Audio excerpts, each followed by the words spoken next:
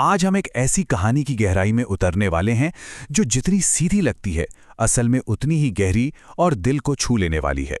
ये कहानी है एक साधारण से गांव के आर्टिस्ट की, उसकी कला की और उस वक्त की जिसे कोई रोक नहीं सकता। शुरुआत करने के लिए जरा मानव स्वभाव के एक बहुत ही अजीब से विरोधाभास के बारे में सोचते हैं। क्या ऐसा हो सकता है कि मासूमियत की सबसे बड़ी मूरत और बुराई का सबसे खौफनाक चेहरा दोनों एक ही इंसान के अंदर मौजूद हों? क्या इंसान का स्वभाव हमेशा एक सा रहता है या कोई ऐसा मोड़ आ सकता है जो उसे पूरी तरह से बदल दे? भाग 1, मासूमियत का चित्र। कहानी शुरू होती है एक बहुत ही छोटे से गांव में। वहां एक ऐसा गजब का आर्टिस्ट है जो किसी भी चीज को हूबहू कैनवस पर उतारने का हुनर रखता है। उसकी इसी काबिलियत को देखकर गांव के मुखिया उसे एक बहुत बड़ा काम सौंपते हैं, भगवान कृष्ण की एक शानदार और सजीव पेंटिंग बनाने का। अब यहाँ इस आर्टिस्ट का काम करने का तरीका बड़ा दिलचस्प है। वो बस कैनवस उठाकर पेंट करना शुरू नहीं करता। वो जिद पकड़ लेता है कि वो गांव के हर एक बच्चे को परखेगा जब तक कि उसे कृष्ण के लिए बिल्कुल परफेक्ट, सबसे मासूम चेहरा ना मिल जाए। और काफी खोजबीन के बाद वो बच्चा उसे मिल ही जाता है, जिससे इस मास्टरपीस की शुरुआत होती है। भाग 2, महत्वाकांक्षा की पुकार। पेंटिंग का एक हिस्सा बहुत ही खूबसूरत बन रहा था, लेकिन तभी आर्टिस्ट ने सोचा कि क्यों ना इसमें कंस को भी जोड़ा जाए। मतलब कृष्ण की मासूमियत को उभारने के लिए कंस की बुराई का कॉन्ट्रास्ट भी तो होना चाहिए ना। लेकिन इससे पहले कि वो ये कर पाता, अचानक शहर से एक बड़ा बुलावा आ जाता है और ये मास्टरपीस वहीं अधूरी छूट जाती है।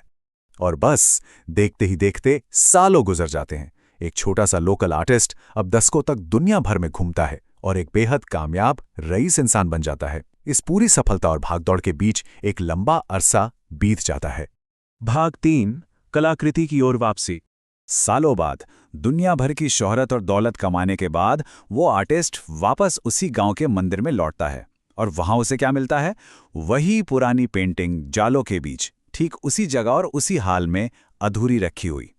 ये देखकर वो ठान लेता है कि अब इस अधूरे काम को अंततः पूरा करना ही है। अब यहां वो भारी विरोधाभास साफ देखा जा सकता है जो आर्टिस्ट उकेरना चाहता था।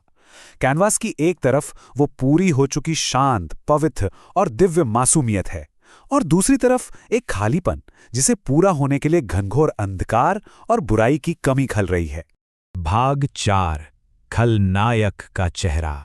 अब सवाल ये था कि कंस की भूमिका के लिए, इस सच्चे अंधकार को कैद करने के लिए एक असली विलन का चेहरा आखिर मिलेगा कहां?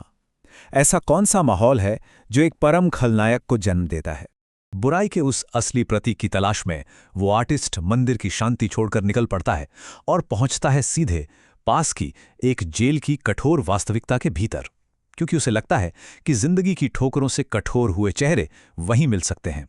जेल के उन काल कोठरियों में छानबीन करने और कई कठोर कैदियों को करीब से देखने के बाद आखिरकार उसे एक चेहरा मिल ही जाता है। एक ऐसा उदास, कठोर और थका हुआ चेहरा जो कंस की भूमिका के लिए बिल्कुल सटीक था।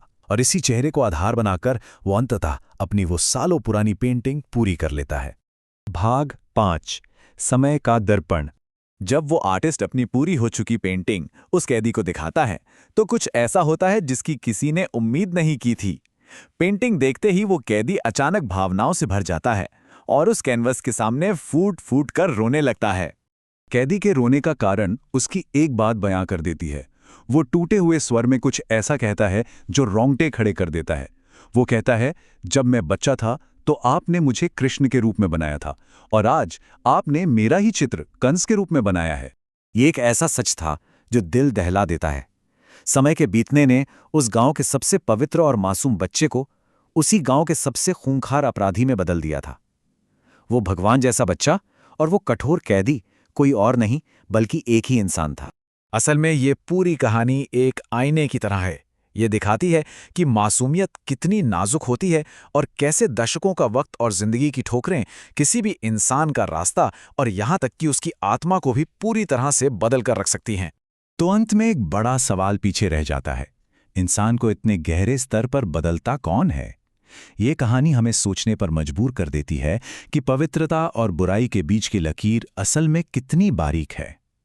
मानव स्वभाव को आकार देने वाली वे अदृश्य शक्तियां आखिर क्या हैं? ये एक ऐसा सवाल है जिसका जवाब हम सभी को खुद के भीतर ही खोजना होगा।